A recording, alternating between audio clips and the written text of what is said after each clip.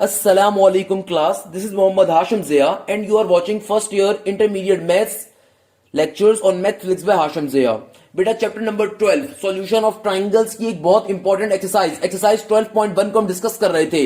Last lecture के अंदर इस एक्सरसाइज के 4 क्वेश्चंस को सॉल्व करा था, तो बकाया क्वेश्चंस को आज के लेक्चर में समझेंगे।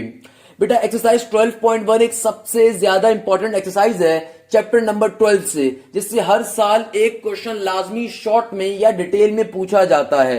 तो इस एक्सरसाइज को समझना बहुत जरूरी है, क्योंकि मेजॉरिटी आवाम को ये एक्सरसाइज ना तो समझ में आती है, ना उनके टीचर्स उनको तरीके से पढ़ाते हैं। तो बेटा आपने बिल्कुल परेशान नहीं होना और हमने इंशाल्लाह इस एक्सरसाइज को बहुत अच्छे तरीके से समझना है।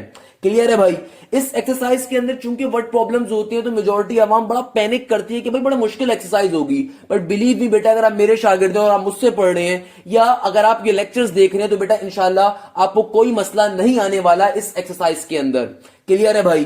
तो आइए चलते हैं आज के लेक्चर नंबर 2 की जानिब। और इस लेक्चर के अंदर हम जो क्वेश्चन करने वाले हैं वो $1,000,000 के हैं। Question number 5, question number 6, question number 7 are the most important questions of this exercise. Clear है भाई? क्वेश्चन नंबर 5 से अपनी बात का आगाज करते हैं, जो कि एक बहुत इंपॉर्टेंट क्वेश्चन है और बेतहाशा पास पेपर में पूछा जाने वाला क्वेश्चन। क्या कह रहा है? कहता है a man is standing on the bank of a river, he observed that the measure of the angle subtended by the tree on the opposite bank is 65 degree. ये इस पूरे जुमले में क्या बात करी है? देखो बेटा, अगर मैथ्स को समझना चाहते हो तो मैथ्स को एनालाइज करो, अपनी बेसिक जबान में कन्वर्ट करो। भाई देखो, रिवर बैंक क्या होता है? एक नदी का किनारा, यानी कि तुम्हारे सामने एक नदी है, नदी का एक किनारा इधर है, एक किनारा क्या है? इधर है। अब क्वेश्चन कहता है कि यार एक बंदा है। क्या है? एक बंदा है। लेट सपोज तुम्हारे पास यहां पे कहीं पे एक बंदा मौजूद है, सही है ना? वो इधर कहीं पे रिवर फ्लो कर रहा है, इधर कहीं पे रिवर फ्लो कर रहा है, और वो इस साइड पे कहीं पे खड़ा हुआ है। वो देखता है कि उसके सामने क्या है? एक दरख्त है। वो देखता है कि उसके सामने क्या दरख्त है। क्या क्वेश्चन बात कर रहा है? A man is standing on the bank of a river, वो रिवर के किनारे पे खड़ा हुआ एक बंदा, यानी कि इस साइड पे लेट सपोज। और that he observed that the measure of the angle subtended by the tree on the opposite bank। कहता है इस फासले के बाद, ये जो नदी गुजर रही है, इस फासले के बाद यहाँ पे एक दरख्त खड़ा है, और उस दरख्त से वो बंदा एक एंगल मेजर कर पा रहा है कि दरख्त से उसकी तरफ जाने पे एक एंगल बन रहा है। और वो एंगल कितना बन रहा है? 65 डिग्री का बन रहा है। कितना बन रहा है बेटा? 65 डिग्री का। ओके, लेट सपोज अगर ये वो दरख्त है, तो इस दरख्त से जो एंगल फॉर्म हो रहा है बेटा, वो कितना फॉर्म हो रहा है? वो फॉर्म हो रहा है 65 डिग्री का। सर ये आपने नीचे एंगल क्यों लिया, ऊपर क्यों नहीं लिया? अगर आप में से किसी बच्चे के जहन में बात आती है, तो बेटा उसके पीछे रीजन ये कि यहां पे क्वेश्चन में एंगल ऑफ डिप्रेशन या एंगल ऑफ एलिवेशन की बात तो नहीं की हुई, मगर कॉन्सेप्ट बहुत सिंपल सा है कि बंदे के रिस्पेक्ट से एंगल गिवन है। जाहिर सी बात है, वो बंदा बेटा कहां पर है? ग्राउंड के ऊपर होगा। तो वो बंदा जो एंगल ऑब्जर्व कर रहा है दरख्त का, तो वो कहां से एंगल ऑब्जर्व कर रहा है? नीचे से ऊपर की जानिब, यानी कि यहां पे एंगल आपको फॉर्म हो रहा होगा। क्लियर है मेरा बच्चा? क्लियर है ना मेरा बेटा? आगे देखो, आगे क्वेश्चन बड़े मजे का है। कहता है when he retreats 35 meter from the bank. आगे कह रहा है जब वो बंदा अपनी ओरिजिनल पोजीशन से 35 मीटर आगे बढ़ गया। जब वो बंदा अपनी ओरिजिनल पोजीशन से कितना आगे बढ़ गया? 35 मीटर। अब जो उसने एंगल देखा है वो क्या है? वो एंगल है आपके पास, अल्लाह भला करे, 35 डिग्री का। यानी कि अब वो बंदा जब अपनी ओरिजिनल पोजीशन से 35 मीटर आगे गया, तब जो एंगल वो देख पा रहा है उस दरख्त के ऊपर, अब वो एंगल कितना है? 35 डिग्री का। यानी कि अब जो वो एंगल देख पा रहे हैं इस नई पोजीशन के ऊपर उस दरख्त की जाने, वो कितना है? 35 डिग्री का। तो अब क्वेश्चन आपसे क्लियर कह रहा है कि find the height of the tree. कहता है एक तो मुझे इस दरख्त की जरा हाइट तो बताओ भाई, ये कौन सा दरख्त है? और आगे कह रहा है और ये बताओ कि उस नई पोजीशन से लेके दरख्त तक का फासला क्या है? उस नई पोजीशन से लेके दरख्त तक का फासला क्या है? टोटल एक्स, चलो कह लो इसको टोटल डिस्टेंस कह लो। अभी डी से इसको रिप्रेजेंट करवा देता हूं मैं, डिस्टेंस टोटल। क्लियर है मेरा बेटा? क्वेश्चन दोबारा समझ लीजिए। क्वेश्चन अगर आपको क्लियर होगा तभी हम क्वेश्चन को सॉल्व करने की जाने बढ़ेंगे। इसलिए तमाम स्टूडेंट्स की मुझे हाजिरी चाहिए, तमाम स्टूडेंट्स की अटेंशन मुझे चाहिए। बेटा कोई भी काम कर रहे हो, हाथ में कुछ भी किसी चीज से खेल रहे हो, सब छोड़ दो। क्वेश्चन को एक बार दोबारा देखते हैं, एक बार दोबारा समझते हैं, फिर सॉल्यूशन की जानिब भी बढ़ना है। क्या कह रहा है क्वेश्चन? कि एक बंदा है, सही है ना, वो रिवर के किनारे पे खड़ा हुआ है। यानी कि एक बंदा रिवर के किनारे पे खड़ा हुआ है, मैंने सपोज कर लिया कि यार वो इधर कहीं खड़ा हुआ है। लेट सपोज एक बंदा है, वो कहां खड़ा हुआ है, मैंने सपोज कर लिया इधर कहीं पे खड़ा हुआ है, सही है ना। आगे कहता है कि भाई वो ऑब्जर्व कर रहा है एक एंगल को। कहां पे एंगल ऑब्जर्व कर रहा है, ये observe that the measure of the angle subtended by the tree, यानी कि वो ऑब्जर्व कर रहा है एक एंगल को जो कि ट्री से बन रहा है। सबटेंडेड का मतलब कि ट्री से बनने वाले एंगल को ऑब्जर्व कर रहा है जो कि अपोजिट साइड ऑफ बैंक के ऊपर है। जुमला क्या कहते हैं आपसे, he observe that the measure of the angle subtended by the tree on the opposite bank, यानी कि बंदा लेट सपोज यहां पे खड़ा हुआ है। कहां खड़ा हुआ है, यहां पे। उसने देखा कि भाई कुछ दूर जो रिवर का दूसरा किनारा है वहां पे एक दरख्त है, वहां पे क्या है, एक दरख्त है, सही है ना। उसको यहां से जो एंगल दिख रहा है वो कितना दिख रहा है, 65 डिग्री का, सही है। कहता है वो बंदा थोड़ी दूर आगे गया। आगे क्वेश्चन क्या कह रहा है, जब वो बंदा रिट्रीट गया 35 meter from its the bank, यानी कि वो बंदा पहले अगर इस पोजीशन पे खड़ा हुआ था तो वो बंदा चल के चहलकदमी करते हुए जरा 35 मीटर दूर चला गया, यानी कि अपनी इस पोजीशन से 35 मीटर कहां चला गया, दूर चला गया। अब वो बंदा इस नई पोजीशन के ऊपर कहीं खड़ा हुआ है, अब वो बंदा इस नई पोजीशन पे कहीं खड़ा हुआ है। और अब जब वो दरख्त की जानिब देखता है तो उसको मालूम होता है कि भैया अब इस नई पोजीशन से दरख्त की जानिब का एंगल क्या है, 35 डिग्री का। तो क्वेश्चन कहता है कि भाई बताओ उस शाहकार, उस खूबसूरत, उस मायनाज दरख्त की हाइट क्या है भैया, यानी कि क्या पूछ रहा है भैया एग्जामिनर के, बताओ दरख्त की हाइट क्या है। और दूसरे नंबर पे एक और चीज क्या पूछ रहा है, आपसे पूछ रहा है कि बताओ टोटल आपकी लेंथ क्या है। क्या पूछ रहा है मेरा बेटा, टोटल लेंथ पूछ रहा है, यानी कि विड्थ ऑफ दी आपसे रिवर पूछ रहा है। चलो अगर मैं आपसे ये कह दूं कि आप टोटल ना निकालो, आप उसकी पहली वाली पोजीशन की डिस्टेंस ही निकाल लो। क्वेश्चन दूसरे नंबर के ऊपर क्या पूछ रहा है आपसे, find the with of the river. तो जाहिर सी बात है पहले जो बंदा जिस पोजीशन पे खड़ा हुआ था वो रिवर का एक किनारा था और दरख्त दूसरे किनारे के ऊपर था। तो आपसे एग्जामिनर कह रहे हैं कि यहां से लेके यहां तक का डिस्टेंस भी निकालो। ये कौन सा डिस्टेंस कहलाएगा, विड ऑफ द रिवर भी कहलाएगा। मैं आपसे एक तीसरी चीज निकालने को कह देता हूं कि टोटल डिस्टेंस भी निकाल लो, तो ऑब्वियसली वो डी तो हम इजीली निकाल लेंगे जब हमारे पास ये वाली वैल्यू आ जाएगी। तो बेटा आई होप तमाम बच्चों को क्वेश्चन क्लियर होगा। एक मुझे हाइट निकालनी है, एक मुझे विड ऑफ द रिवर निकालनी है। विड ऑफ द रिवर कौन सी होगी, यहां से लेके इस दरख्त से लेके जहां ये इंसान पहली पोजीशन पे खड़ा हुआ था वहां तक की लेंथ, और हम लास्ट में एक टोटल लेंथ भी निकाल लेंगे क्योंकि पास्ट पेपर में ये क्वेश्चन एक बार टोटल डिस्टेंस के ऊपर भी आया हुआ है, जिसकी वजह से मैंने आपसे वो भी कहा था। क्लियर है भाई, अब क्वेश्चन सबको समझ में आ गया, कोई मसला किसी बच्चे को, अब बताओ भाई कोई मसला किसी बच्चे को। तो बेटा अब चलते हैं क्वेश्चन को सॉल्व करने की जानिब। तो बेटा मैंने आपके सामने खूबसूरत सी इमेज बना दी है कि आप इससे अपना कॉन्सेप्ट क्लियर कर सकें। अब इसकी मार्किंग कर लेते हैं कि भाई हमारे पास बेसिकली यहां पे दो तरह के ट्रायंगल्स बन रही हैं, तो इसकी जरा मार्किंग कर लेते हैं कि इसको मैं पॉइंट ए कह देता हूं, इस वाली वर्टेक्स को पॉइंट बी कह देता हूं, इस वाले पॉइंट को पॉइंट सी कह देता हूं और इसको अपना पॉइंट डी कह देता हूं। हमें एक चीज तो निकालनी है, ये हाइट निकालनी है इस दरख्त की, तो इस हाइट को मैं y से रिप्रेजेंट करवा देता हूं। और हमें एक और चीज क्या निकालनी है, हमें इस b से लेके c तक का डिस्टेंस भी निकालना है। चूंकि बंदा पहले इस बी वाले पॉइंट पे खड़ा हुआ था और यहां पे दरख्त मौजूद है, तो मुझे विड्थ ऑफ द रिवर निकालना है, यानी कि रिवर की चौड़ाई क्या है भाई, रिवर की चौड़ाई कितनी है मुझे वो भी निकालनी है। तो भाई कैसे निकालेंगे, यानी कि यहां से लेकर यहां तक का डिस्टेंस, तो इसको x कह देते हैं, हमें x भी मालूम करना है। और लास्ट में हम टोटल डिस्टेंस भी निकाल लेंगे, वो मैं एक्स्ट्रा निकलवा रहा हूं, क्वेश्चन में मांगा हुआ नहीं है, बट पास पेपर में चूंकि एक दफा आया हुआ था तो वो भी आपको लगे या तो निकालना सिखा दूंगा। क्लियर है भाई, यहां तक हमने सिंपल मार्किंग कर दी। क्लियर है मेरा बच्चा, अब चलते हैं क्वेश्चन को सॉल्व करने की जानिब। क्वेश्चन कैसे सॉल्व करेंगे, देखो जो बातें अभी हमने यहां पे लिखी है ना, ये एग्जामिनर को बताना भी जरूरी है, क्योंकि मेरा बेटा एग्जामिनर पेपर चेक करते हुए गूंगा, बहरा, अंधा सब होता है। वो डिमांड करता है कि बच्चा जो स्टूडेंट है वो उसको गाइड करे। तो बेटा आपने इंटर के अंदर मार्क्स मुफ्त में नहीं मिलते, आपने स्टेप्स करोगे तो मार्क्स मिलेंगे। क्लियर है मेरा बच्चा, सिंपल तरीके से हम यही सारी बातें एग्जामिनर को बता देंगे कि भाई let x be the width of the river, let x be the width of the river। सही है मेरा बच्चा। आगे and y be the height of the tree, and y be the height of the tree, and y be the height of the tree। ये जो हमने अभी diagram बनाई है, डायग्राम बस एग्जामिनर को बता दी। अब क्या लिखेंगे, अब देखो जो मुझे क्वेश्चन में डेटा गिवन है और मैंने उसको जिस जिस नाम से लिखा हुआ है वो भी एग्जामिनर को बता देंगे।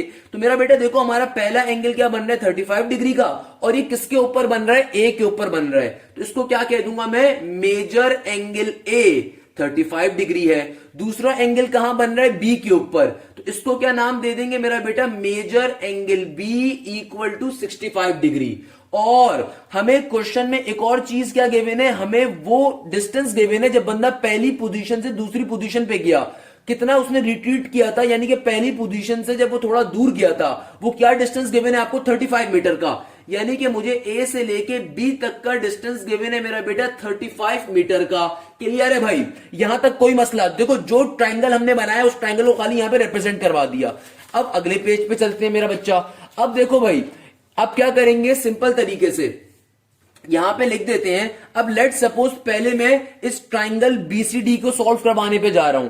पहले इस ट्राइंगल बीसीडी से कोई वैल्यू वाई शाई की वैल्यू फाइंड करने के लिए ऊपर हम जा रहे हैं। तो क्या करूंगा भाई, मैं यहां पे लिख दूंगा ट्राइंगल बीसीडी, ताकि एग्जामिनर को पता हो यहां पे क्या काम करना चाहते हैं। अच्छा भाई, अब देखो इस ट्राइंगल बीसीडी के ऊपर बेटा कौन सा फॉर्मूला अप्लाई करोगे। हमने क्या कहा था, राइट एंगल ट्राइंगल पे हमेशा कौन सा फॉर्मूला होता है, पाइथागोरस थ्योरम, यानी कि some people have curly brown hair they properly brush.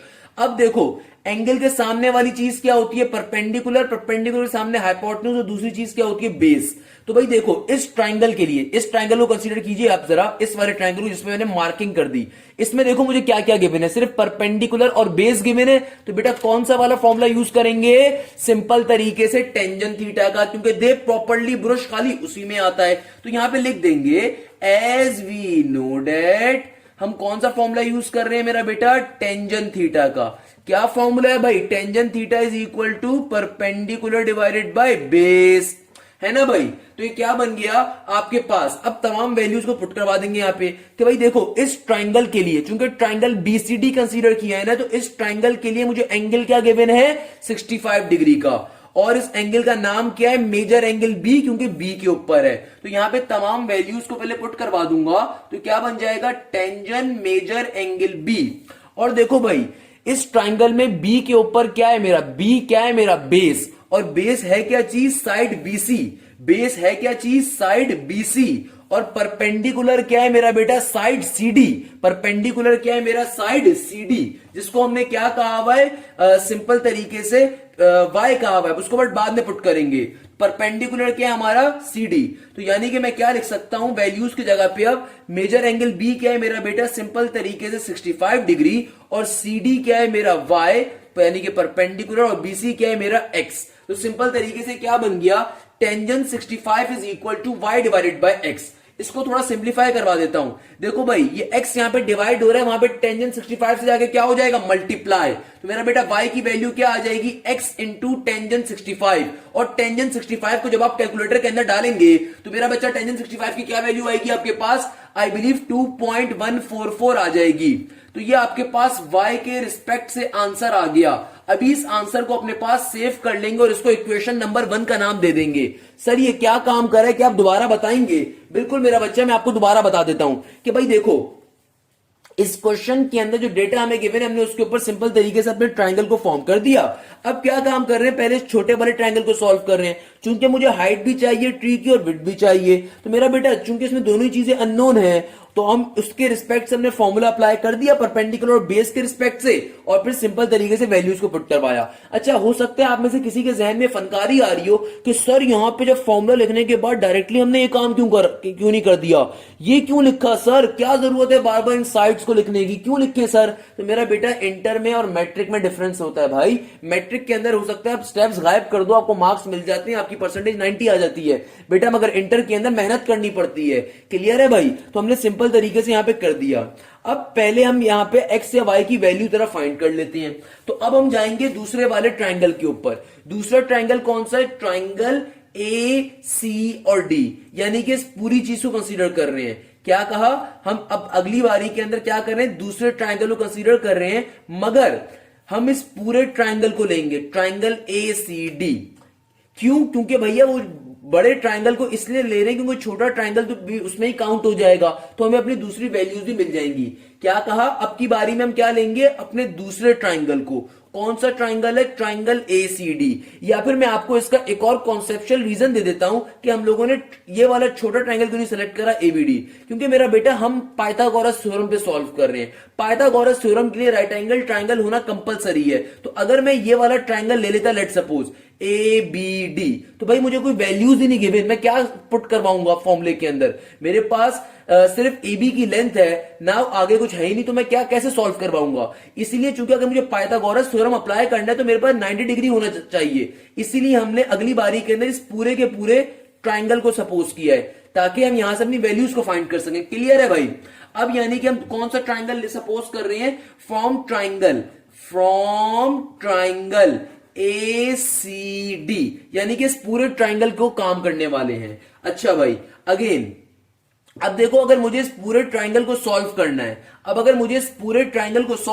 तो बेटा कैसे सॉल्व करूंगा? मेरे पास अगर एंगल मेरा यहां पे आ रहा है तो एंगल के सामने वाली चीज क्या होगी? परपेंडिकुलर, जो कि इस केस में भी क्या होगा? Y होगा। और बेस क्या होगी? बेस गौर से देखिएगा बेटा, बेस क्या होगी? नीचे वाली पूरी चीज जिसको हमने DB कहा हुआ था, ये पूरी की पूरी लेंथ, यहां पे ट्री से लेके यहां तक की लेंथ क्या कहलाएगी? मेरी बेस कहलाएगी, क्योंकि एंगल यहां पे ना हमने पूरा ट्राइंगल कंसीडर करा है। मेरा बेटा हमने पूरा का पूरा जब ट्राइंगल कंसीडर करा है, मेरा एंगल 35 डिग्री यहां पे है, तो जाहिर सी बात है ये वाली चीज मेरा परपेंडिकुलर होगी और ये पूरी की पूरी नीचे वाली लेंथ मेरा क्या कहलाएगी? बेस कहलाएगी, है ना भाई?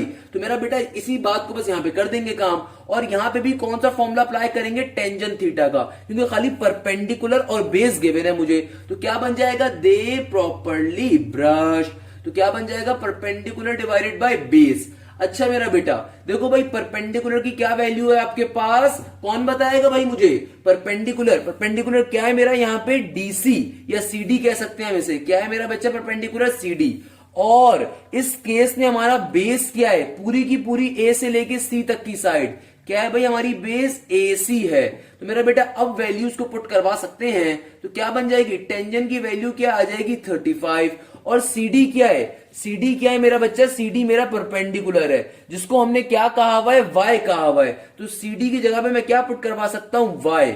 और AC क्या है? मेरा बेस है। इस केस में मेरी बेस क्या है? पूरी। अब पूरी बेस की वैल्यू तो मुझे पता ही नहीं है। पूरी बेस क्या है भाई? पूरी बेस के अंदर देखो ये वाला डिस्टेंस भी है और ये वाला डिस्टेंस भी है। अब इस डिस्टेंस की वैल्यू तो मुझे पता है, मगर इस डिस्टेंस की वैल्यू तो मुझे पता ही नहीं है। ये कुछ ना कुछ x है। क्या है? इसकी वैल्यू चूंकि निकालनी है ना, तो हमने इसको x सपोज किया हुआ है। अब मुझे इस फॉर्मूले के अंदर ये पूरी वैल्यू डालनी है। कैसे डालूं भाई? बहुत सोचा तो कुछ समझ में नहीं आ रहा क्या डालूं। फिर मेरे जहन में आया कि भाई देखो, जो भी इस पूरी चीज की वैल्यू होगी वो जाहिर सी बात है इन दोनों का एडिशन होगी ना यार। अगर मैं आपसे कहता हूं कि यहां से लेके यहां तक की लेंथ है 2 और यहां से लेके यहां तक की लेंथ है 2, तो भाई टोटल लेंथ क्या होगी? इन दोनों का एडिशन 4 होगी ना। छोटी सी बात कही ना मैंने क्या कहा कि भाई देखो, अगर मैं आपसे कहता हूं कि यहां से लेके यहां तक की लेट सपोज लेंथ 2 है और यहां से लेके यहां तक की लेंथ 2 है, तो अगर मैं आपसे पूछूंगी भी बताओ यहां से लेके यहां तक की लेंथ कितनी है टोटल,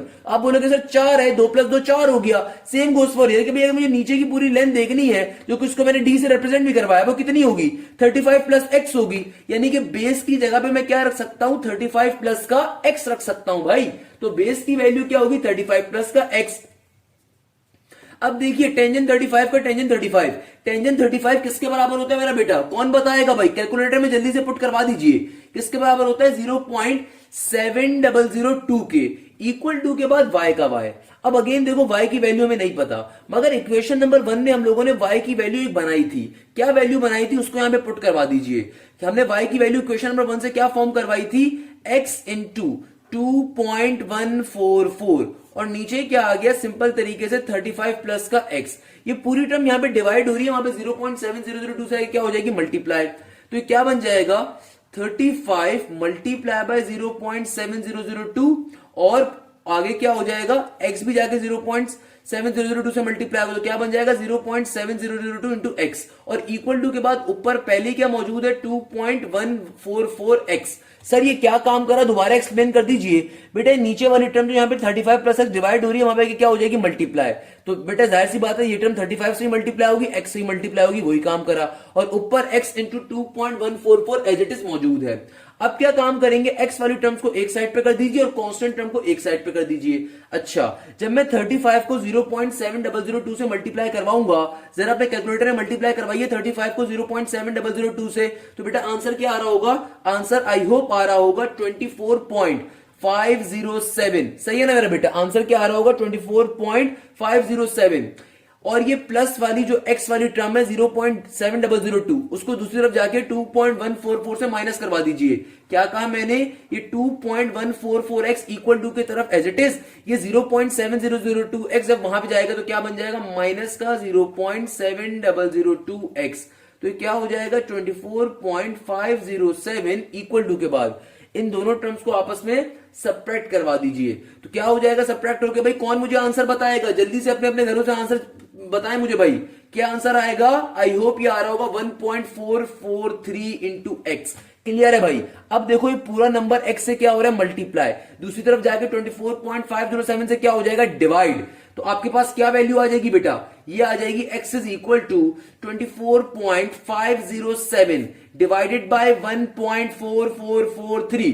जब आप इन दोनों टर्म्स को आपस में क्या करवा दोगे, डिवाइड, 24.507 को डिवाइड करवा दोगे 1.444 इंटू 3 के साथ, तो आपका आंसर क्या आ रहा होगा बेटा x का, जल्दी से मुझे निकाल के बताओ भाई तमाम शागिर्द, क्या आ जाएगी आपकी x की value. I hope it will be x is equal to 16.968 meter. क्या आंसर आ जाएगा आपका x का, 16.968 मीटर। ये किसकी वैल्यू आ गई भाई, ये आपके पास फाइनली x की वैल्यू आ गई, यानी कि आपके पास इस वाली पर्टिकुलर साइड की वैल्यू आ गई।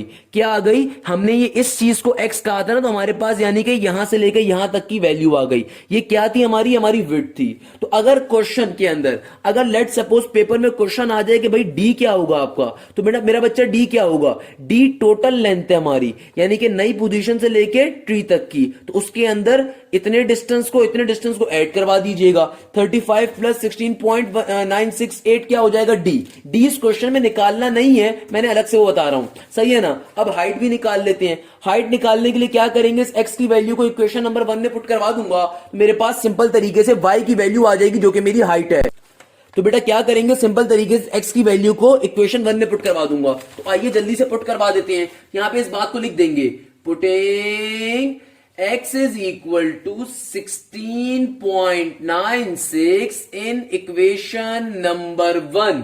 तो बेटा ये क्या बन जाएगा, ये बन जाएगा y is equal to 2.144 और x की जगह पे x की वैल्यू को पुट करवा दिया जाएगा, तो क्या हो जाएगा 16.96। इन दोनों वैल्यूज को आपस में मल्टीप्लाई करवा दीजिए, तो फाइनली आपके पास जो आंसर आ रहा होगा, if I am not wrong, it will B 36.38 something. और चूंकि आपको ये क्वेश्चन के अंदर एक जो लेंथ गिवन थी वो मीटर में गिवन थी, इसीलिए इस पर्टिकुलर हाइट का भी जो यूनिट आएगा वो क्या आएगा, मीटर में ही आएगा। और यहां पे भी अब यूनिट जो लिखोगे मीटर में लिखोगे। क्लियर है, मैंने वैसे लिख दिया था। सही है। अब लास्ट में रिजल्ट भी लिखा जाएगा। रिजल्ट क्या होता है बेटा, जितने भी वर्ड प्रॉब्लम बेस्ड क्वेश्चन होते हैं, ऑलवेज रिमेंबर दिस थिंग, उनके लास्ट में हमेशा रिजल्ट आता है। जिस क्वेश्चन में भी थ्योरी है स्टार्टिंग में, उसके क्वेश्चन में लास्ट में रिजल्ट आएगा। वर्ड प्रॉब्लम बेस्ड क्वेश्चन के लास्ट में रिजल्ट आता है, इसका एक नंबर होता है। रिजल्ट कोई मुश्किल चीज नहीं है, सिंपल तरीके से लिखोगे। Hence the required value of height is 16.96, height is 36.38 and the width of the river is 16.96। मेरा बेटा इसमें कुछ भी मुश्किल नहीं है, बेसिक इंग्लिश है। क्लियर है क्वेश्चन। किसी भी बच्चे को इस क्वेश्चन में कोई भी मसला, तो बेटा आप कमेंट सेक्शन में लाजमी टाइप करके बताएं। अगर क्वेश्चन अच्छे से समझ आया तब भी कमेंट करें, ताकि अगले क्वेश्चंस के अंदर हमें आसानी हो सके, और अगर नहीं समझ में आया तब भी कमेंट करें, वरना मैं एक दफा इस क्वेश्चन को वैसे भी रिवाइज करवा देता हूं और इसके अगले क्वेश्चंस भी इसी जैसे हैं। तभी बेटा इस क्वेश्चन को समझना बहुत जरूरी है। सिंपल सा क्वेश्चन है बेटा, आपसे कहा जा रहा है कि एक बंदा, इस डायग्राम को देख लीजिए, आपके पास एक बंदा कुछ फासले पे खड़ा हुआ है कहीं पे। आपके पास एक बंदा एक रिवर के किनारे पे खड़ा हुआ है, उसको अपने से कुछ दूर एक दरख्त दिख रहा है। उस दरख्त से जो एंगल उसकी जानिब बन रहा है वो क्या बन रहा है, 65 डिग्री का। चूंकि ये बंदा ग्राउंड पे खड़ा हुआ है, तो ग्राउंड से दरख्त की जानिब का जो एंगल बन रहा है वो 65 डिग्री है, इसीलिए हमने इस एंगल को ग्राउंड की बेस पे लिया, 65 पे लिया। अब क्वेश्चन मासूमाना तरीके से आपसे पूछता है कि बताओ उस रिवर की विड्थ क्या है, रिवर की विड्थ कैसे निकालोगे बेटा, रिवर की चौड़ाई कैसे निकालोगे। जाहिर सी बात है, एग्जामिनर ने स्टार्टिंग में आपसे कहा हुआ है कि दरख्त एक किनारे पे है और बंदा दूसरे किनारे पे पहली पोजीशन पे खड़ा हुआ है, तो भाई जाहिर सी बात है इन दोनों के दरमियान का जो डिस्टेंस होगा वो तुम्हारी विड्थ ऑफ द रिवर हो जाएगी। और दूसरे नंबर पे क्या कह रहा है, हाइट। तो इसलिए इस क्वेश्चन को हम लोगों ने इस पैटर्न के ऊपर सॉल्व करा।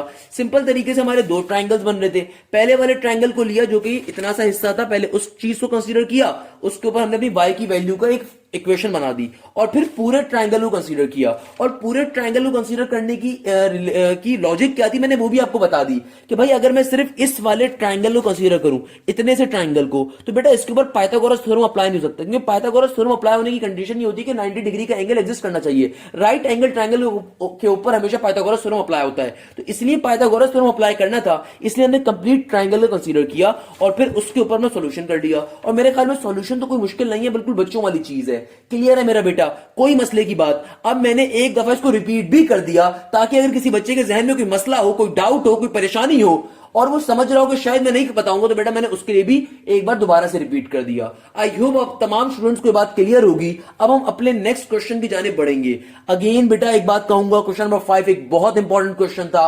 अब हम जिस क्वेश्चन के ऊपर जाएंगे वो भी बहुत इंपॉर्टेंट है, क्वेश्चन नंबर 7 भी बहुत इंपॉर्टेंट है। ये तीनों क्वेश्चन इस एक्सरसाइज की जान है, शान है। जैसे मैं हमेशा कहता हूं कि अगर मैं कुछ चंद क्वेश्चंस को पिक करूं अपनी नजर के अंदर, तो बेटा चैप्टर नंबर 12 से एक्सरसाइज 12.1 के ये तीन वो क्वेश्चंस होंगे जो मैं अगर पेपर सेट करूं तो लाजमी पेपर के अंदर दूंगा। तो अगर बाकी क्वेश्चंस की प्रैक्टिस 10 दफा करते हो तो इन क्वेश्चंस की प्रैक्टिस 40 से 50 दफा करनी है। क्लियर है क्वेश्चन? Very good. अगर आपको क्वेश्चन समझ आया, अच्छा लगा, तो काइंडली अपने दोस्तों से भी इस वीडियो को लिंक शेयर करिएगा, क्योंकि बेटा हर बच्चे का हक तालीम है, तो सदका जारिया समझ के अपने कॉलेज की, अपने कोचिंग के ग्रुप्स में लाजमी शेयर करें। चलते हैं नेक्स्ट क्वेश्चन की जानिब। तो आइए बेटा क्वेश्चन नंबर 2 की अगले क्वेश्चन की जानिब बढ़ते हैं, जो कि हमारा आज के लेक्चर का क्वेश्चन नंबर 2 होगा और आपकी बुक का क्वेश्चन नंबर 6 होगा।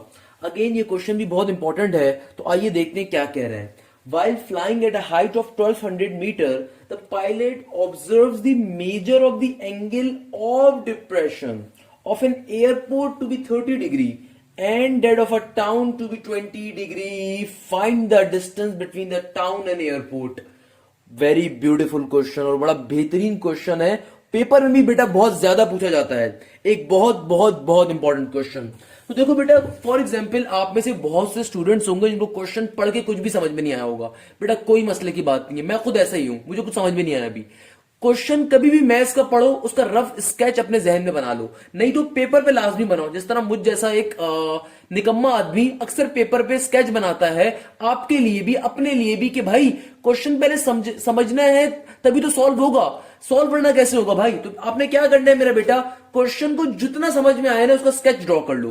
क्वेश्चन क्या कह रहा है, क्वेश्चन आपसे कहता है while flying at a height of 1200 meter a pilot observed the measure of a angle। आगे वाली बात अभी फजूल है, मुझे अभी क्वेश्चन के स्टार्ट में ही हिंट मिल गई। पहली हिंट क्या मिल गई, while flying at a height of 1200 metre, यानी कि इसका मतलब कोई ना कोई पायलट साहब इतनी हाइट पे मौजूद है।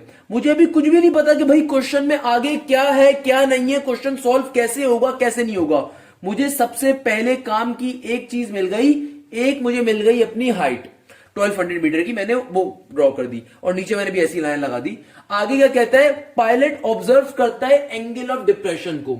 तो भाई एंगल ऑफ डिप्रेशन क्या होता है, ऊपर से नीचे की जाने बनने वाला एंगल। इसका मतलब क्या है, ये मेरा प्लेन है, ये मेरा प्लेन कहीं हॉरिजॉन्टली उड़ रहा होगा। तो आगे क्या कहता है, वो पायलट साहब यहां बैठे हुए हैं अपने प्लेन के अंदर, अपने प्लेन में बैठे हुए हैं, उन्होंने प्लेन से बैठे बैठे ऑब्जर्व करा। किसे ऑब्जर्व करा, एक एयरपोर्ट को और एक टाउन को। तो भाई यहां पे लेट सपोज आसमान में मेरा जहाज उड़ रहा है और जहाज से पायलट साहब ने एयरपोर्ट को और फिर एक टाउन को देखा। लेट अस अज्यूम कि मेरा एयरपोर्ट यहां पर है और मेरा जो टाउन है वो यहां पे है। यहां पे क्या है, मेरा एयरपोर्ट, और यहां पे क्या है, मेरा टाउन। तो उन्होंने जो एंगल देखा, जिस एंगल से उन्होंने देखा, वो एंगल ऑफ डिप्रेशन है और वो एंगल क्या दिया हुआ है, 30 डिग्री और 20 डिग्री का। कि 30 डिग्री का देखा एंगल ऑफ डिप्रेशन के ऊपर एयरपोर्ट, एंगल ऑफ डिप्रेशन के ऊपर टाउन क्या देखा, 20 डिग्री का। तो भाई लेट सपोज ये उनका फासला है एयरपोर्ट का और ये फासला है उनका टाउन का। चूंकि क्वेश्चन में एंगल ऑफ डिप्रेशन गिवन है हमें, तो भाई एंगल ऑफ डिप्रेशन क्या होता है, ऊपर से बनने वाला एंगल। तो यानी कि इस हॉरिजॉन्टल लाइन से लेकर यहां तक का एंगल क्या गिवन है, 30 डिग्री। इसको मैं दूसरे मार्कर से ड्रॉ कर देता हूं, क्या गिवन है, 30 डिग्री। और टाउन तक का एंगल क्या देखा उन्होंने, टाउन तक का एंगल क्या देखा भाई, टाउन तक का एंगल उन्होंने देखा 20 degree. Again angle of depression है तो ऊपर से बन रहा होगा। और according to mathematics basic rule, Z rule के तहत क्या हो जाएगा, अगर ये एंगल 20 है तो मेरा बेटा ये वाला एंगल भी क्या होगा, 20। अगर ये वाला पूरा एंगल, ये पूरा का पूरा एंगल क्या है, 30 डिग्री, तो जाहिर सी बात है ये एंगल भी क्या हो जाएगा, 30 डिग्री। सिंपल सी बात है। आगे क्वेश्चन आपसे क्या कहता है, find the distance between the town and the airport. हमने इसे अपना एयरपोर्ट कहा था, इसे अपना टाउन कहा था।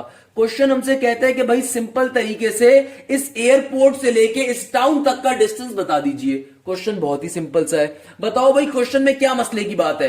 क्वेश्चन को अगर दोबारा से समझ ले एक बार, क्या कह रहा है, कह रहा है कि भाई एक जहाज उड़ रहा है, उस जहाज के अंदर एक जहाज के जो पायलट साहब हैं वो आसमान से बैठ के देखते हैं एंगल ऑफ डिप्रेशन को।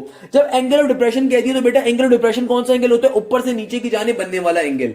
आगे क्या कहता है, जो एंगल उसने देखा वो किसके ऊपर देखा, उन्होंने अपने जहाज से देखा कि नीचे कोई एयरपोर्ट है तो एंगल ऑफ डिप्रेशन वो 30 डिग्री के ऊपर है। और उन्होंने आगे देखा कि भाई आगे एक टाउन है और वो टाउन 20 डिग्री के एंगल के ऊपर है, कोई मसले की बात नहीं है। और जहाज की हाइट क्या गिवन है, 1200 डिग्री गिवन है। तो मेरा बेटा आपसे क्वेश्चन में फाइंड करने को क्या कह रहा है, आपसे कहा जा रहा है इस एयरपोर्ट से लेके टाउन तक का जो डिस्टेंस है वो फाइंड करना है। तो भाई अगेन अब हमारे पास ये दो तरह के एंगल्स ट्राइंगल्स बन गए हैं। एक को कह देंगे क्या, इसको कह देंगे पॉइंट ए, इसको कह देंगे पॉइंट बी, इसको point C and then point D. Clear है भाई, ताकि काम हमारा जरा नीट एंड क्लीन और साफ साफ हो जाए, आपको भी अच्छे से समझ में आए, तभी आपको अच्छे से आप उसको उतार भी सकेंगे भाई। तो मेरा बेटा अब ये जो बातें हमने यहां पे लिखी हुई है सिंपल तरीके से एग्जामिनर को भी बता देंगे, क्योंकि भाई एग्जामिनर मार्क्स ही उसके देगा। तो मेरा बेटा हमें क्या क्या गिवन है, हम अच्छा इस डिस्टेंस को जो हमें फाइंड करना है इसको मैंने स्मॉल एक्स कह दिया। तो इस बात को यहां पे लिख देते हैं, let X be the distance, let X be the distance, let X be the distance, let x be the distance between the airport and town, let x be the distance between the airport and town। यानी कि airport से लेके town तक के distance को हमने क्या कह दिया है, x कह दिया है। अब जो हमने यहाँ पे चीजें अपनी लिखी हैं डेटा, उस डेटा को लिख देते हैं कि भाई ए के ऊपर जो मेरा एंगल फॉर्म हो रहा है वो क्या हो रहा है, 20 डिग्री का। तो मेजर एंगल ए की वैल्यू क्या है मेरा बेटा, 20 डिग्री। बी पे जो एंगल फॉर्म हो रहा है वो क्या हो रहा है, 30 डिग्री। तो क्या लिख देंगे, measure angle B is equal to 30 degree. Clear है भाई। और क्वेश्चन में एक हाइट गिवन है डेट इज ऑफ 1200। कितनी हाइट है, सीडी की। तो मुझे सीडी की हाइट क्या गिवन है मेरा बेटा, 1200। क्या गिवन है, 1200 मीटर की हाइट गिवन है ना भाई। यहां तक की चीजें हमें क्वेश्चन में गिवन थी, हमने सिंपल तरीके से लिख दी। अब वही काम करेंगे, सबसे पहले इस छोटे एंगल को ले लेते हैं, छोटे एंगल से लेके इसकी इस फॉर्म के अंदर इक्वेशन बना देते हैं, क्योंकि भाई जाहिर सी बात है उस प्लेन से लेके एयरपोर्ट तक का भी तो कोई ना कोई डिस्टेंस होगा, उस प्लेन से लेके एयरपोर्ट तक का भी तो कोई ना कोई डिस्टेंस होगा। लेट सपोज उस डिस्टेंस को मैं m कह देता हूं, यानी कि ये वो डिस्टेंस है जो कि उस प्लेन, जो प्लेन हवा में उड़ रहा है उससे लेके उस एयरपोर्ट तक का। तो अगर मुझे किसी तरीके से बेटा ये डिस्टेंस मिल जाएगा तो हो सकता है कहीं आगे मेरी हेल्प हो जाए इससे, बट चले इसको भी सॉल्व करते हैं। क्या कहा, सबसे पहला काम अभी हम क्या करने वाले हैं, अभी हम बहुत इंपॉर्टेंट काम करने वाले हैं कि हम यहां से यहां तक का डिस्टेंस पहले फाउंड कर लेते हैं कि भाई एयरपोर्ट से लेके प्लेन तक का डिस्टेंस, क्योंकि बाद में फिर ये मुझे ये वाला डिस्टेंस निकालने में हेल्प करेगा। तो पहले हम इस छोटे ट्राइंगल को सॉल्व करवाने पे जा रहे हैं पिछले क्वेश्चन की तरह। तो क्या लिखेंगे यहां पे कि फ्रॉम ट्राइंगल बीसीडी, तो पहले ट्राइंगल बीसीडी के ऊपर जा रहे हैं। अब भाई इस ट्राइंगल के ऊपर कौन सा फॉर्मूला अप्लाई करूंगा, देखो एंगल के सामने क्या होता है, परपेंडिकुलर, परपेंडिकुलर सामने हाइपोटेन्यूज होता है। इस क्वेश्चन में नहीं गिवन, बेस गिवन है या मालूम करनी है तो ऑब्वियसली वो हमें कर सकते हैं हम लोग, यानी कि बेस का डेटा मौजूद है या हम फाइंड कर सकते हैं। तो कौन सा बन जाएगा, टेंजेंट थीटा का फॉर्मूला। तो क्या हो जाएगा मेरा बेटा, टेंजेंट थीटा का formula, tangent theta is equal to perpendicular divided by base. अच्छा भाई क्वेश्चन में देखो परपेंडिकुलर की साइड क्या गिवन है तुम्हें, CD, और बेस तुम्हें क्या गिवन है, तुम्हारी एयरपोर्ट से लेके तुम्हारी यहां प्लेन तक का डिस्टेंस कितना होगा इस ट्रायंगल के अंदर, BC। क्या होगा मेरा बेटा, BC। और एंगल क्या है तुम्हारा, ऑब्वियसली मेजर एंगल B वाला होगा। तो इसको तमाम वैल्यूज को जब मैं पुट करवा दूंगा तो it will be tangent 30 B के ऊपर एंगल क्या गिवन है बेटा, मुझे इस ट्राइंगल के अंदर एंगल क्या गिवन है 30 डिग्री का। अभी सिर्फ पहले इस वाले ट्राइंगल को सॉल्व करवा रहे हैं, तो एंगल क्या गिवन है इसका 30 डिग्री, और इसका परपेंडिकुलर क्या गिवन है 1200 का। तो यहां से मेरे पास कौन सा डिस्टेंस आ जाएगा, ये बीसी वाला डिस्टेंस आ जाएगा, बीसी की, यानी कि इतना डिस्टेंस मेरे पास आ सकता है। तो बीसी यहां पे डिवाइड हो रहा है, वहां पे आके टेंजेंट थीटा से क्या 30 से क्या हो जाएगा मल्टीप्लाई, और टेंजेंट 30 जो मल्टीप्लाई हो रहा होगा 1200 के नीचे आके क्या हो जाएगा डिवाइड। तो बेटा ये बीसी यहां पे सिंपल तरीके से डिवाइड हो रहा है, वहां पे क्या हो जाएगा मल्टीप्लाई। तो साइड बीसी की वैल्यू क्या आ रही होगी 1200 डिवाइडेड बाय टेंजेंट 30। सिंपल तरीके से कैलकुलेटर में पुट करवा दीजिए 1200 डिवाइडेड बाय टेंजेंट 30, आपके पास कोई ना कोई आंसर आ जाएगा। और मुझे जल्दी से वो आंसर बताइए क्या आ रहा है। आई बिलीव आपके पास आ रहा होगा, अल्लाह भला करे, 1200 divided bye tangent 30। Tangent 30 0.5 something, ये आ जाएगा हमारे पास साइड बीसी की वैल्यू 2078, यानी कि हमारे पास क्या आ जाएगा 20,078.16 मीटर। क्या आ जाएगा मेरा बेटा 20,078.16 मीटर हमारे पास ये वैल्यू आ जाएगी बीसी की। यानी कि बेटा कहां से कहां तक का डिस्टेंस आ गया हमारे पास यहां से लेके यहां तक का भी डिस्टेंस आ गया। क्लियर है भाई, हमने भी छोटे वाले ट्राइंगल को सॉल्व करवाया। अब हम क्या करेंगे, अब हम इस बड़े वाले ट्राइंगल को लेंगे, यानी कि कंप्लीट ट्राइंगल को ले लेंगे। अब हम इस पूरे कंप्लीट ट्राइंगल को ले लेंगे, यानी कि ट्राइंगल एसीडी को। उसके पीछे फायदा क्या होगा, ताकि पाइथागोरस थ्योरम भी अप्लाई कर सके, और फिर इस पर्टिकुलर साइड की वैल्यू भी हमें गिवन है, और फिर यहां से हम इस पर्टिकुलर डिस्टेंस को कैलकुलेट कर लेंगे। तो मेरा बेटा ट्राइंगल एसीडी के अंदर क्या कौन सा फॉर्मूला अप्लाई करेंगे, अगेन टेंजेंट थीटा का। तो क्या हो जाएगा, परपेंडिकुलर तो 12,000 ही रहेगा, मगर परपेंडिकुलर तो हमारा 1200 ही रहेगा, मगर हमारी जो यहां पे बेस होगी वो बेस क्या बन जाएगी, बेस हमारी ये पूरी की पूरी चीज होगी। बेस क्या होगी, हमारी पूरी की पूरी चीज होगी। अब ये वाला डिस्टेंस तो हम निकाल चुके हैं, इस वाले डिस्टेंस को यहां से हम इजीली फिर फाइंड कर लेंगे। क्लियर है मेरा बेटा। सिंपल तरीके से यहां पे क्या लिखेंगे, form triangle ACD, form triangle ACD. तो बेटा एसीडी के ऊपर फॉर्मूला कौन सा अप्लाई कर रहा हूं, वही टेंजेंट थीटा वाला। क्या फॉर्मूला है, they properly brush perpendicular divided by base. इस क्वेश्चन में हमारा एंगल क्या है मेरा बच्चा, हमारा एंगल होगा मेजर एंगल, क्या आ रहा है भैया, मेजर एंगल ए होगा, सही है ना मेरा बेटा। परपेंडिकुलर क्या है हमारा, परपेंडिकुलर हमारा होगा सीडी। परपेंडिकुलर क्या होगा भाई, इधर देखो ना, एंगल क्या है आपका ए के ऊपर बन रहा है, तो मेजर एंगल ए ही होगा। और परपेंडिकुलर क्या है सीडी, जो कि क्या है 1200।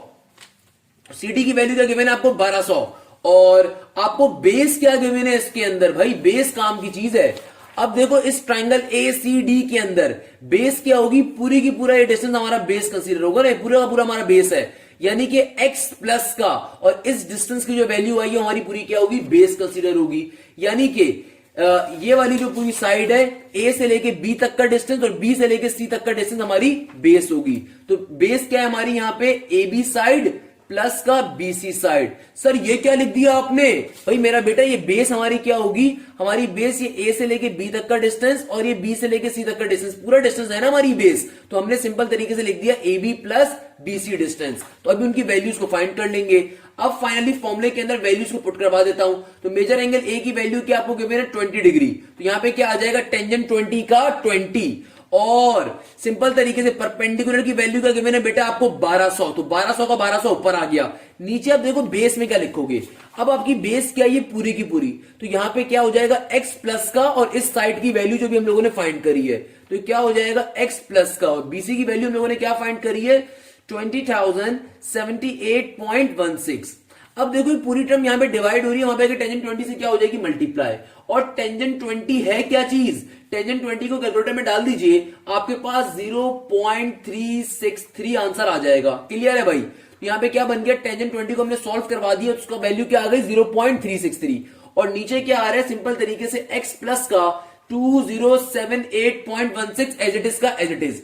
अब देखिए टर्म यहां पे क्या हो रही है डिवाइड, वहां पे जाके इससे क्या हो जाएगी मल्टीप्लाई, तो आपके पास यहां पे क्या आ जाएगा x प्लस का 2078.6 इक्वल टू के बाद 1200 का 1200, ये 0.636 जो यहां पे डिवाइड होगा नीचे क्या हो जाएगा, इस 1200 से डिवाइड हो जाएगा। क्या हो जाएगा मेरा बेटा, इस 1200 से डिवाइड हो जाएगा, तो ये क्या बन जाएगा 1200 डिवाइडेड बाय 0.363। तो मेरा बेटा इसका आंसर क्या आ जाएगा, सिंपल तरीके से 1200 को जब आप 0.363 से डिवाइड करवाएंगे तो obviously it will be x plus का 2078.16 एज इट इज का as it is, 1200 divided by 0.363 क्या हो जाएगा, 3305.78। जब मैं 1200 को 0.3 से डिवाइड करवाऊंगा तो भाई ये आंसर आ जाएगा। अब देखिए कांस्टेंट टर्म ये वाली जो है प्लस वाली टर्म यहाँ पे प्लस हो रही है, दूसरी तरफ जाके इस टर्म से क्या हो जाएगी माइनस, तो क्या हो जाएगा x is equal to 3305.78 minus का 2078.16। सिंपल तरीके से उसको माइनस करवा दोगे किसके साथ, 207.816 के साथ। किसके साथ करवाओगे भाई, सिंपल तरीके से 2078.16 के साथ, ये 46 जो भी आपको आ रहा होगा करवा देंगे। तो हमारी वैल्यू क्या आ जाएगी मेरा बेटा, सिंपल तरीके से हमारी x की वैल्यू आ जाएगी, if I am not wrong 1219 या 1218 करके या 1227 करके हमारा x का आंसर आ जाएगा। x का आंसर क्या आ जाएगा 1227.62 मीटर्स। क्या आ जाएगा x का आंसर 1227.67 मीटर। यानी कि ये वो डिस्टेंस है जो कि एयरपोर्ट से लेके टाउन तक का है। दोबारा से एक बार क्वेश्चन को समझ लीजिए, अगर किसी भी बच्चे को इस क्वेश्चन में मसला है, मैं दोबारा से पूरा क्वेश्चन रिपीट करने को तैयार हूं। बेटा इस क्वेश्चन के अंदर हमने क्वेश्चन का पैटर्न तो समझ लिया था, अब क्वेश्चन को सॉल्व कैसे किया है कि बेटा सबसे पहले हमने इस छोटे वाले ट्रायंगल को ले लिया जो कि ट्रायंगल BCD है। क्यों लिया, क्योंकि बेटा यहां पे हमें हाइट गिवन थी, एंगल गिवन है, तो हमने इस छोटे से डिस्टेंस को कैलकुलेट कर लिया। किस डिस्टेंस को, इस डिस्टेंस को, इतने डिस्टेंस को हमने सबसे पहले कैलकुलेट कर लिया। क्यों कैलकुलेट करा, ताकि हम ये आगे चल के फायदा दे सके। हमने यहां पे सिंपल तरीके टेंजेंट थीटा का फॉर्मूला अप्लाई करा और इस BC डिस्टेंस को कैलकुलेट कर लिया और इसको अपनी एक इक्वेशन 1 का नाम दे दिया या फिर इसको एज इट इज रहने दे दिया।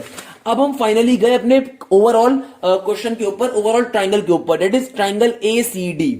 अब हमने इस ट्रायंगल के ऊपर भी टेंजेंट थीटा का फॉर्मूला अप्लाई करना है, मगर और परपेंडिकुलर यहां पे भी 1200 ही है, यहां पे भी परपेंडिकुलर हाइट क्या 1200 ही है, मगर यहां पे हमारी जो बेस है वो टोटल लेंथ होगी। टोटल लेंथ कैसे आएगी, this individual length plus this individual length.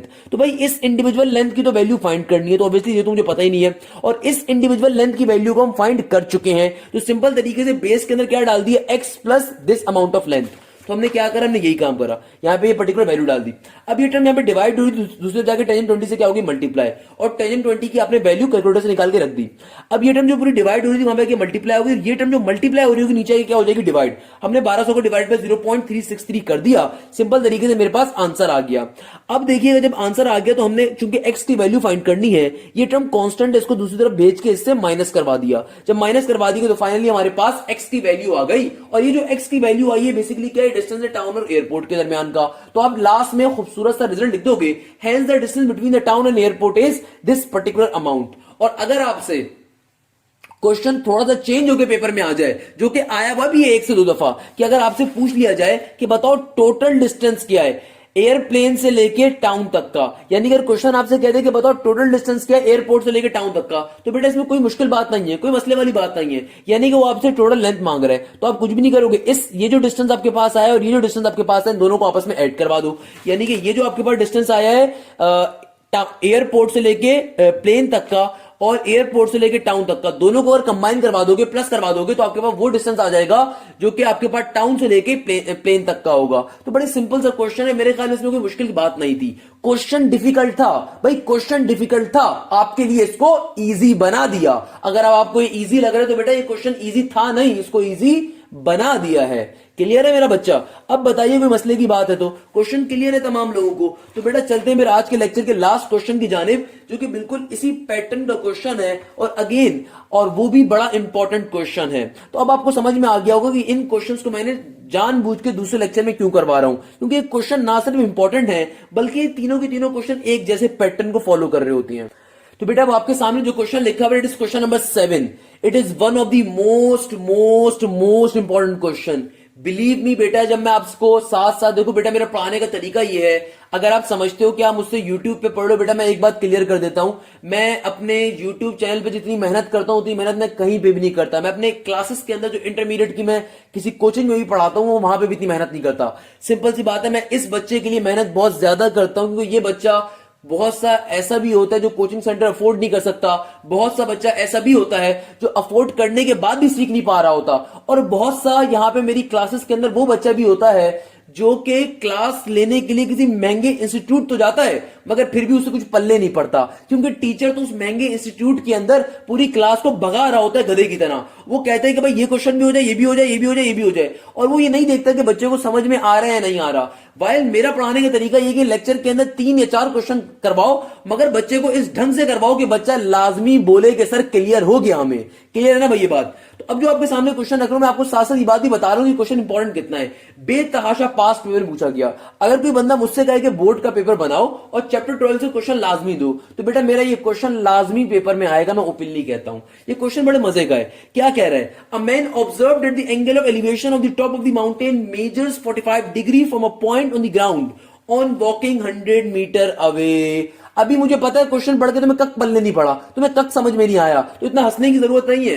मेरा पढ़ाने का तरीका यही है कि पहले तुम्हें हंसाऊंगा, फिर रुलाऊंगा, फिर तुम्हें दोबारा हंसाऊंगा इंशाल्लाह कॉन्सेप्ट समझा के। ये मेरा उनसे वादा है। अब देखो क्वेश्चन क्या कह रहा है। मुझे मालूम है क्वेश्चन ना तुम्हें समझ में आया बेटा, ना क्वेश्चन मुझे भी समझ में आया मैंने क्या पढ़ा है।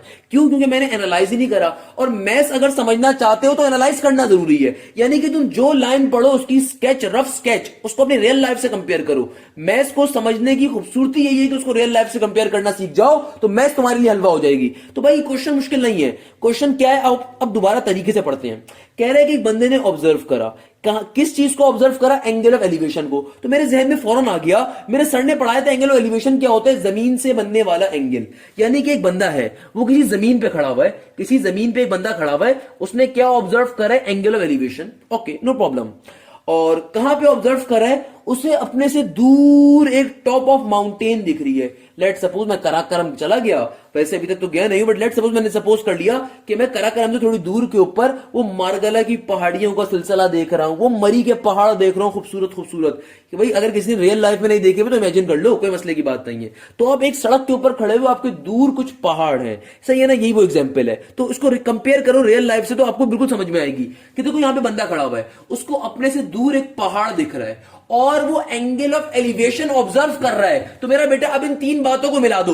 बंदा खड़ा हुआ है, एंगल ऑफ एलिवेशन है ग्राउंड से बनने वाला एंगल, दूर एक पहाड़ है और साथ में एक एंगल फॉर्म हो रहा है 45 डिग्री का, यानी कि वो बंदा देख रहा है उस पहाड़ को 45 डिग्री के एंगल के ऊपर। और एंगल ऑफ एलिवेशन होता क्या है? हॉरिजॉन्टल लाइन से ऊपर की जानिब का एंगल, यानी कि ये वाला एंगल 45 डिग्री आ गया। आगे बढ़ते हैं, आगे क्या हुआ? कहते हैं from a point on the ground. कहते हैं उस बंदे को मजा नहीं आया, वो बंदा थोड़ा सा पीछे हुआ, यानी कि उस बंदे ने बोला कि भाई मरी अगर घूमने आया हुआ हूं तो जरा माल लोड के ऊपर तो चाय शाय पी लूं, यानी कि थोड़ा सा पीछे आ गया वो। अब पीछे आके वापस उसने उन पहाड़ों को देखा, तो पहाड़ों को ऑब्वियसली जाविया थोड़ा बदल गया। भाई नॉर्मल सी बात है ना, अगर आप अपने घर के सामने खड़े हो तो आपको घर बड़ा सा दिखता है, थोड़ी दूर चले जाओगे तो घर छोटा हो जाता है, और दूर चले जाओगे तो घर छोटा हो जाएगा, और दूर चले जाओगे तो फिर वो हाथ के ऊपर इस तरह की इमेज, इस तरह के कैप्शन के ऊपर वो इमेजेस खींच रहे होते हैं, पिक्चर्स खींच रहे होते हैं बावले, है ना भाई? ये भी करते हो ना, चांद की पिक्चर ऐसे करके खींच लेते हो। तो बेटा वही बात है ना, कैसे करते हो भाई? मैथ्स का कॉन्सेप्ट है वो, एंगल ऑफ एलिवेशन डिप्रेशन का कॉन्सेप्ट है। तुमने वो वाली पिक्चर खींची तो होंगी आज से पहले कि बड़ी बड़ी इमारतों को ऐसे करके तुमने अपने हाथ के अंदर कैप्चर कर लिया और फिर शोके बन गए। वो मगर कॉन्सेप्ट क्या है उसको समझो ना बेटा। क्या कहता है कि वो बंदा जिस पॉइंट पे पहले खड़ा हुआ था ना, उससे थोड़ा दूर चला गया। कितना दूर चला गया? 100 मीटर दूर गया है। कितना दूर गया है? 100 मीटर। और अब उसने इस जगह से, अब उसने इस पॉइंट से उस पहाड़ को देखना चाहा, तो अब जो वो पहाड़ उसको दिखा ना, अब जो वो पहाड़ वो यहां से देख रहा है, इस सूरत में जो एंगल ऑफ एलिवेशन फॉर्म हो रहा है वो कितना हो रहा है? 43.45 डिग्री का। क्या हो रहा है? 43.45 डिग्री का। तो एग्जामिनर मासूमियत के साथ तुमसे पूछता है कि बताओ उस पहाड़ की हाइट क्या है, यानी कि इतने सुहाने सुहाने ख्वाब दिखा के अब हाइट पूछ रहा है भाई पहाड़ की। बताओ भाई यार क्या लॉजिक है? मगर बच्चों की तरह क्वेश्चन सॉल्व करेंगे बेटा, नर्सरी क्लास के बच्चे सॉल्व करते हैं। क्वेश्चन का कॉन्सेप्ट अब क्लियर है तमाम लोगों को। क्या कॉन्सेप्ट है कि मेरा बेटा एक बंदा है, वो बंदा एंगल ऑफ एलिवेशन यानी ग्राउंड से बनने वाला एंगल, उसके ऊपर एक पहाड़ को ऑब्जर्व कर रहा है 45 डिग्री के ऊपर। वो अपनी जगह से पहाड़ों को ऑब्जर्व करते करते वो थोड़ा पीछे हटता है, यानी कि वो 100 मीटर का फासला तय करके थोड़ा पीछे चला गया। कितना पीछे गया? 100 मीटर का फासला तय करके एक नए पॉइंट पे आ गया और अब वहां से उस पहाड़ को देखता है, तो अब उसकी सूरत में जो एंगल फॉर्म हो रहा है 43.45 डिग्री का हो रहा है। बस आपसे एग्जामिनर कह रहे हैं कि बताओ पहाड़ की हाइट क्या है। तो भाई सिंपल सा एक क्वेश्चन आ रहा है, इसमें कोई मसले वाली बात नहीं है, अभी बच्चों की तरह हम सॉल्व कर लेंगे। तो भाई क्या करेंगे, पहला काम, अब ये तीसरा क्वेश्चन आप समझ तो गए होंगे, और अच्छे मेरे शागिर्द वो हैं जो वीडियो को स्टॉप करके खुद से इस क्वेश्चन को सॉल्व करने की कोशिश करेंगे। मैं तमाम स्टूडेंट से रिक्वेस्ट करता हूं कि बेटा इस वीडियो को स्टॉप करें आप लोग और इसको काइंडली खुद से सॉल्व करने की कोशिश करें। क्लियर? वरना मैं सॉल्व तो भी करवा रहा हूं, बट मैं चाहता हूं कि इसको स्टॉप करो, खुद से सॉल्व करो। मैंने 2 क्वेश्चंस करवा दिए ना बेटा, अब इसको खुद से सॉल्व करो। मेरी तरफ से होमवर्क है, ये क्लास वर्क है, अभी के अभी बैठ के करो। मैं फिर अभी सॉल्यूशन भी करवा देता हूं। सही है भाई? आई होप आप तमाम लोगों ने अब वीडियो को स्टॉप करके सॉल्यूशन किया होगा। अब सॉल्यूशन को वेरीफाई कर लेते हैं। तो मेरा बेटा ये आपका ए पॉइंट होगा, ये आपका बी हो जाएगा, ये आपका सी हो जाएगा, ये आपका डी हो जाएगा। भाई देखिए क्वेश्चन के अंदर हमें क्या मालूम करना है, यहां से लेके यहां तक की हाइट मालूम करनी है, कोई मसले की बात नहीं है। वही काम करेंगे बेटा। सबसे पहले सिंपल तरीके से हम इस छोटे वाले ट्रायंगल को सपोज करेंगे, देन बड़े ट्रायंगल के ऊपर चले जाएंगे। क्लियर है मेरा बच्चा? तो क्या करेंगे, अभी तक हमने जो काम ये समझा है, मैंने जो आपको मजाक के अंदर बातों के अंदर क्वेश्चन का कॉन्सेप्ट दिया है, अभी आसान तरीके से एग्जामिनर के बाद बता देंगे। कहीं अच्छा हमें फाइंड क्या करनी है, हमें ये हाइट फाइंड करनी है। लेट सपोज मैंने इस हाइट को y कह दिया, तो यहां पे लिख दूंगा let y be the height of the mountain, let y be the height of the mountain, let y be the height of the mountain, let y be the height of the mountain। अब देखो मेरे पास एक angle आ रहा है a, और वो किसके ऊपर आ रहा है, ये वाला जो एंगल आ रहा है ये a के ऊपर आ रहा है, और ये वाला एंगल आ रहा है b के ऊपर। तो अपना डेटा यहां पे लिख दूंगा सिंपल तरीके से कि मेजर एंगल a मेरे पास किसके ऊपर आ रहा है, 43.45 डिग्री के ऊपर, और मेरे पास जो दूसरा एंगल आ रहा है वो किसके ऊपर आ रहा है, वो आ रहा है बी के ऊपर। उसका नाम क्या है, मेजर एंगल बी। वो कितने पे आ रहा है मेरा बेटा, 45 डिग्री के ऊपर आ रहा है। अच्छा भाई, और मैं यहाँ पे क्या लिख सकता हूं कि भाई देखो मुझे ए से लेके बी तक का जो डिस्टेंस दिया हुआ है वो कितना गिवन है, वो गिवन है मुझे 100 मीटर का। अगेन सबसे पहला काम क्या करेंगे, सबसे पहले हम बीसीडी वाले ट्रायंगल को सपोज कर लेंगे, फॉर्म ट्रायंगल बीसीडी। तो भाई देखो यहां पे क्या अप्लाई कर सकता हूं, टेंजेंट थीटा का फॉर्मूला, दे प्रॉपर्ली ब्रश। क्यों? क्योंकि देखो परपेंडिकुलर तो मुझे फाइंड करना है, सही है ना, एक यानी कि वैल्यू गिवन है, और हाइपोटेन्यूज निकालने का कोई फायदा नहीं होगा, इसलिए बेस को हम सपोज कंसीडर कर रहे हैं। तो इसलिए यहां पे भी कौन सा फॉर्मूला यूज करेंगे, टेंजेंट थीटा का। क्या फॉर्मूला है, परपेंडिकुलर डिवाइडेड बाय बेस। तो भाई यहां पे क्या हो जाएगा, थीटा मेरा यहां पे क्या है, बी वाला एंगल है, तो tangent measure angle B that is 45 degree. मेरे पास परपेंडिकुलर की वैल्यू क्या गिवन है बेटा, परपेंडिकुलर सीडी वाला डिस्टेंस है, परपेंडिकुलर क्या है, सी से लेके डी तक का डिस्टेंस, जिसको हमने वाई भी कहा हुआ है, जिसकी वैल्यू भी फाइंड करनी है।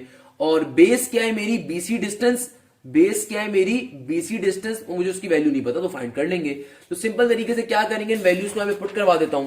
सिंपल तरीके से क्या करूंगा, टेंजेंट के फॉर्मूले के अंदर तमाम चीजों को पुट करवा दूंगा। तो बेटा ये क्या बन जाएगा, ये बन जाएगा टेंजेंट का टेंजेंट, और बी के ऊपर एंगल क्या गिवन था, 45। तो क्या बन गया, टेंजेंट 45। परपेंडिकुलर की वैल्यू हमने क्या रखी हुई है, y रखी हुई है, तो परपेंडिकुलर जगह पे क्या आ जाएगा, सिंपल y आ जाएगा। और चूंकि बेस की वैल्यू, बेस क्या है मेरी, इस ट्राइंगल के अंदर मेरी बेस क्या है, मेरी बेस ये वाली चीज है ना, ये बी से लेके सी तक का डिस्टेंस, तो मुझे पता तो है नहीं, तो इसकी जगह बीसी का बीसी आ जाएगा। क्या आ जाएगा, साइड बीसी आ जाएगी। अब देखो भाई टेंजेंट 45 की वैल्यू क्या होती है बेटा, ये कैलकुलेटर में मत डालना, आपको वैसे ही मालूम होनी चाहिए। टेंजेंट 45 बराबर होता है 1 के, कैलकुलेटर से भी वेरीफाई कर सकते हो। और नीचे क्या आ जाएगा, डिवाइडेड बाय बीसी का बीसी, एज इट इज। ये बीसी यहाँ पे डिवाइड हो रहा है, वहां पे 1 से क्या हो जाएगा, मल्टीप्लाई। तो आपके पास y की वैल्यू क्या आ जाएगी, सिंपल तरीके से y की वैल्यू आ जाएगी बीसी। y की वैल्यू क्या आ जाएगी मेरा बेटा, बीसी है, बीसी की वैल्यू आ जाएगी y। इसको इक्वेशन नंबर 1 का नाम दे दीजिए। इसको किस चीज का नाम दे दीजिए, इक्वेशन नंबर 1 का। अब वापस आइए, अब हम क्या सपोज करेंगे, बड़े वाले ट्रायंगल को, दैट इज ट्रायंगल एसीडी। क्या करेंगे, ट्रायंगल एसीडी कंसीडर करेंगे। तो मेरा बेटा आइए इसका काम भी कर लेते हैं जल्दी से। तो ये क्या हो जाएगा, ट्रायंगल एसीडी। अगेन यहां पे भी टेंजेंट थीटा का फॉर्मूला अप्लाई करेंगे, परपेंडिकुलर बेस खाली गिवन है। क्या हो जाएगा, दे प्रॉपर्ली ब्रश। यहां पे जो मुझे एंगल गिवन है वो किसके ऊपर गिवन है मेरा बेटा, ए के ऊपर गिवन है। तो क्या बन जाएगा, टेंजेंट मेजर एंगल ए। मेरा बेटा क्या बन जाएगा, सिंपल तरीके से हो जाएगा टेंजेंट का टेंजेंट मेजर एंगल ए। और परपेंडिकुलर क्या है मेरा बेटा, परपेंडिकुलर गिवन है सीडी। परपेंडिकुलर मेरा क्या गिवन है, सी से लेके डी तक का। तो हम यहाँ पे परपेंडिकुलर के डिस्टेंस लिख देंगे। तो मेरा परपेंडिकुलर क्या गिवन है मेरा बेटा, सीडी है, यानी कि सी से लेके डी तक का डिस्टेंस, जिसको हम लोगों ने क्या कहा हुआ है, इसको हम लोगों ने वाई भी कहा हुआ है। क्या कहा हुआ है मेरा बेटा, इसको हम लोगों ने वाई भी कहा हुआ है। क्लियर है मेरा बच्चा? आगे बढ़ते हैं। अब देखिए मेरे पास आगे क्या आ रहा है, आगे मेरे पास आ रहा है, अल्लाह भला करे क्या, मेरे पास आगे बेस। बेस क्या है मेरी इस पूरे। अब देखिए जब मैं इस पूरे के पूरे ट्राइंगल को सपोज कर रहा हूं, इस पूरे के पूरे ट्राइंगल को जब मैं सपोज कर रहा हूं, तो इसमें मेरी बेस क्या होगी, ए से लेके सी तक का डिस्टेंस मेरा बेस होगी।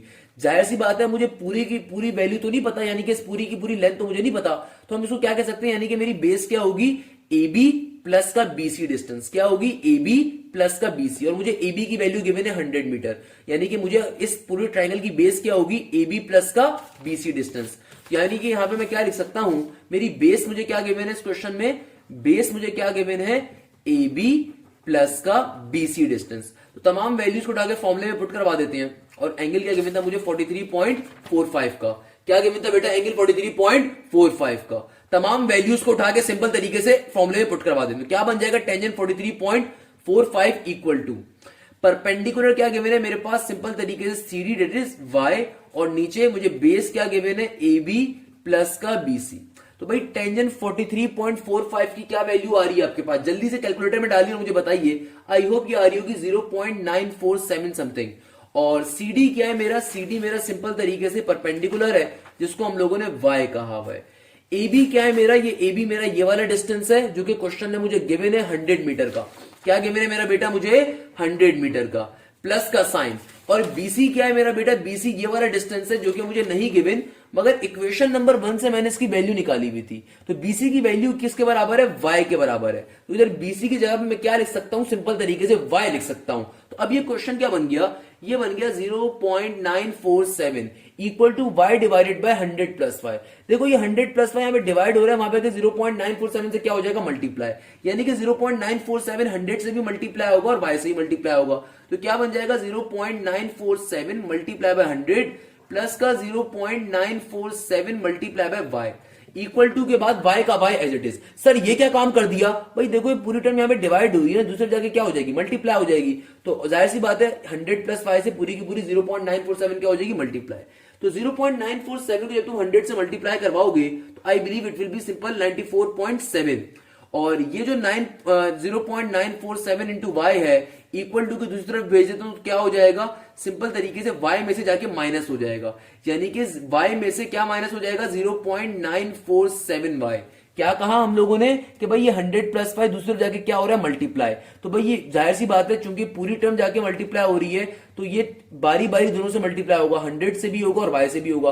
तो y वाली टर्म को हमने इक्वल टू के एक तरफ कर दिया और कांस्टेंट टर्म को एक साइड पे कर दिया। तो यहाँ पे 94.7 एरिडिस का एरिडिस 1 में से जब तुम 0.947 को माइनस करोगे क्या आंसर आएगा तुम्हारे पास, ये आ रहा होगा 0.0527 इंटू वाई। ये पूरी टर्म y से क्या हो रही है, मल्टीप्लाई। y की अगर वैल्यू चाहिए तो ऑब्वियसली दूसरे जाके क्या करवा देंगे, इसको डिवाइड। तो क्या बन जाएगा 94.7 डिवाइडेड बाय 0.0527, यानी कि सिंपल तरीके से पूरी टर्म जो y से मल्टीप्लाई और दूसरी जगह क्या हो जाएगी 94.7 से डिवाइड। तो फाइनली आपके पास जब इन दोनों टर्म्स को आप डिवाइड करवा दोगे आपके पास y की वैल्यू आ जाएगी, that will be I believe 1797.5332 meter, यानी कि 17,097 मीटर्स तकरीबन इतनी हमारे पास क्या आ रही होगी, हमारे पर्टिकुलर ये हाइट ऑफ द माउंटेन आ रही होगी। किसी भी बच्चे को अगर इस क्वेश्चन में मसला है तो बेटा दोबारा सुन लीजिए कि इस क्वेश्चन का पैटर्न क्या है। मेरा बेटा सिंपल तरीके से हमने इस क्वेश्चन का कॉन्सेप्ट तो समझ लिया था, इसका वर्किंग फॉर्मूला देख लेते हैं। सिंपल तरीके से भाई हमें हाइट ऑफ माउंटेन फाइंड करनी है। हमने सबसे पहले छोटे वाले ट्रायंगल को कंसीडर किया और उसमें से क्या निकाल लिया, अपना एक कंडीशन बना ली जो कि BC is equal to Y की कंडीशन बन गई। अब जब हम लोगों ने एक कंडीशन फाइंड कर ली, अब हम लोगों ने क्या काम कहा, हम लोगों ने कहा कि देखो बड़े वाले ट्रायंगल को सपोज कर रहे हैं। अब बड़ा वाला ट्रायंगल क्या है, ACD ट्रायंगल के अंदर देखो मुझे परपेंडिकुलर तो यही गिवन होगा, परपेंडिकुलर तो मेरा वाई होगा जो फाइंड करना है, मगर मेरी बेस क्या हो जाएगी, पूरी की पूरी लेंथ। अब ये पूरी लेंथ की वैल्यू तो गिवन नहीं है, तो भाई मुझे सिर्फ इतनी लेंथ की वैल्यू गिवन थी, तो हमने बोला कि भाई पूरी बेस क्या होगी, ये लेंथ प्लस ये लेंथ। जाहिर सी बात ना, पूरी बेस क्या होगी, इस लेंथ और इस लेंथ का एडिशन। तो हमने क्या करा कि भाई हमने इस लेंथ और इस लेंथ का एडिशन कर दिया। इस लेंथ की वैल्यू मुझे गिवन थी 100 और इतनी सी जो लेंथ थी इसकी वैल्यू हम लोगों ने छोटे ट्रायंगल से निकाल ली थी y के बराबर। हमने तमाम वैल्यूज को पुट करवाया, सिंप्लीफाई करवाया। ये वाला जो काम किया बेटे नर्सरी क्लास का बच्चा करता है, इसमें कोई मुश्किल बात नहीं है, इसमें कोई नई चीज नहीं करी, ये सारी बेसिक बातें हैं कि भाई सिंपल तरीके से जो टर्म डिवाइड हुई दूसरे तरह के मल्टीप्लाई करवा दी, जो प्लस हुई उसको माइनस करवा दिया, एंड x y z हमारे पास सिंपल तरीके से y की वैल्यू आ गई। और इस तरीके तरीके से जो y की वैल्यू आई है basically height of the mountain है, और इसी क्वेश्चन के ऊपर हमारी आज की ये एक्सरसाइज भी कंप्लीट होती है। यानी कि एक्सरसाइज 12.1 फाइनली अपने मंतक की अंजाम को पहुंच गई। यानी कि हमने चैप्टर नंबर 12 से एक और मुश्किल तरीन एक्सरसाइज को सॉल्व कर लिया। अब हमारा जो नेक्स्ट लेक्चर होगा इंशाल्लाह एक्सरसाइज 12.5 के ऊपर होगा, जो अगेन इस एक्सरसाइज इस चैप्टर की एक और मुश्किल एक्सरसाइज है। बेटा मेरा कराने का तरीका ये है कि सबसे पहले हर जगह चैप्टर नंबर 9 करवाता हूं, देन 10 करवाता हूं, फिर एक्सरसाइज 12.3, 2, 1 एंड देन 5, और फिर यानी कि 4 वगैरह भी उसी में शामिल हो रही होती है। यानी कि हम लोग मैं कभी भी अपने पर्टिकुलर जो इंटरमीडिएट मैथ्स को पढ़ाता हूं एक पैटर्न पे पढ़ाता हूं, तो काइंडली आप इस पैटर्न को लाजमी फॉलो करें। इससे आपको प्रिपरेशन करने में बहुत आसानी भी होगी और मजा भी आएगा। और मेरे लेक्चर्स मेरे नहीं हाल आपको बोर करते होंगे, मैं आपको बिल्कुल भी बेटा बोरिंग टीचर की तरह कॉन्सेप्ट नहीं देता। मेरी तरफ से कोशिश ये होती है कि वो तमाम स्टूडेंट्स, वो बच्चे जो पढ़ने का शौक रखते हैं और वो बच्चे जो पढ़ने का शौक तो रखते हैं मगर उन्हें कभी मैथ समझ में नहीं आती, तो बेटा आपको मेरे चैनल के ऊपर आके ऐसा इंशाल्लाह नहीं मिलेगा। आप में से कोई बच्चा किसी भी किस्म का सवाल रखता है लाजमी कमेंट सेक्शन पे पूछो, क्योंकि मेरी ये कोशिश होती है कि भाई मैं सिर्फ क्लास के उन 5-6 बच्चों को ना पढ़ाऊं जो कि हर कोचिंग सेंटर में हर टीचर से जाके पढ़ लेते हैं। मेरी कोशिश ये होती है मैं उन क्लास के बैक बेंचर्स को पढ़ाऊं जो कि बेचारे ना तो कोई सवाल पूछते हैं ना कोई सवाल करने की जुस्तजू रखते हैं, बस खामोश बैठे रहते हैं माँ बाप के फैसले के ऊपर और समझते हैं कि मैथ्स बहुत मुश्किल है। नहीं मेरा बेटा, मैथ्स मुश्किल नहीं है। मेरी कोशिश ये है कि मैथ्स को तमाम पाकिस्तान के बच्चों के लिए आसान बना के पेश कर दूं। तो मैं अपनी तरफ से पूरी कोशिश करता हूं कि मैथ्स तुम्हारे लिए मजे की बन सके। मैं डांटता भी हूं, मैं मजाक भी करने की कोशिश करता हूं, मैं तुम्हें होमवर्क भी देता हूं, क्योंकि मैं चाहता हूं कि मेरा बच्चा कामयाब हो। क्लियर है? आई होप आपको लेक्चर समझ में आया होगा। आई होप आपको फर्स्ट ईयर के लेक्चर समझ में आ रहे होंगे। सेकंड ईयर के लेक्चर्स और ईकेट और बीकेट के लेक्चर्स बेटा पहले अपलोड करे हुए हैं, तो आप खुद भी इस लेक्चर को लें, अपने दोस्तों से भी शेयर करें, फैमिली और कोचिंग और कॉलेजेस के ग्रुप में भी शेयर करें। सदका जारी है मेरा बच्चा, जितना ज्यादा शेयर कर सकें उतना आपको भी फायदा है और इंशाल्लाह आपके दोस्तों को भी फायदा है। इसी बात पे इस लेक्चर को एंड करूंगा कि आप जहां भी हो, जिधर भी हो, खुशबाश रहें और साथ साथ लाजमी अपने एग्जाम्स का पढ़ें, क्योंकि बेटा पढ़ोगे लिखोगे तो बनोगे कामयाब, खेलोगे कूदोगे बनोगे खराब। क्लियर है भाई? जज़ाक अल्लाह, thank you so much. Hashim Zia signing of.